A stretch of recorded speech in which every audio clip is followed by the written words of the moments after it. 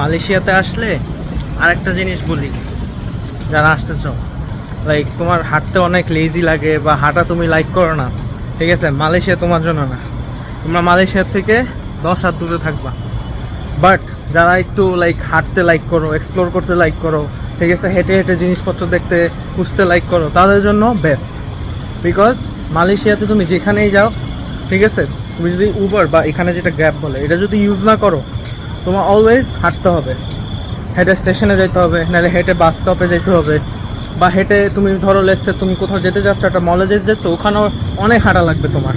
তারপর তোমার ধরো লেটসে তুমি ইউনিভার্সিটি থেকে দূরে থাকো, ওইখানেও তোমার অনেক ভেঙে ভেঙে আসতে হবে। যেরকম আমি ভেঙে ভেঙে যাই অনেক, তো আমার অনেক সময় লাগে। আবার ফর এক্সাম্পল আজকে আমি সানওয়ে ইউনিভার্সিটিতে খেলতে আসছি, সো আমার অনেক ভেঙে ভেঙে আসতে হয়েছে।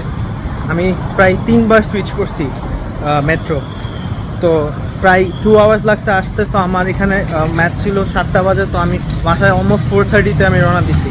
হ্যাঁ, একদম টাইমলি এসে পৌঁছাইছি। You know, I am always punctual. Those whoever knows me, they will get it what I'm trying to say.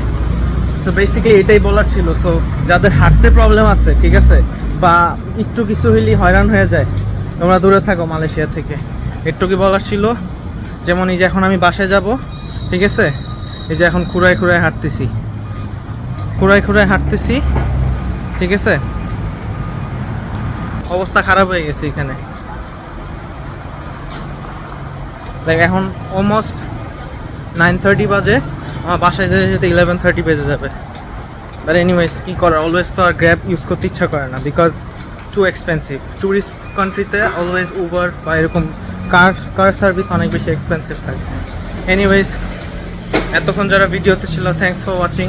Late me know আর কী ভিডিওস চাও আমার। See you guys.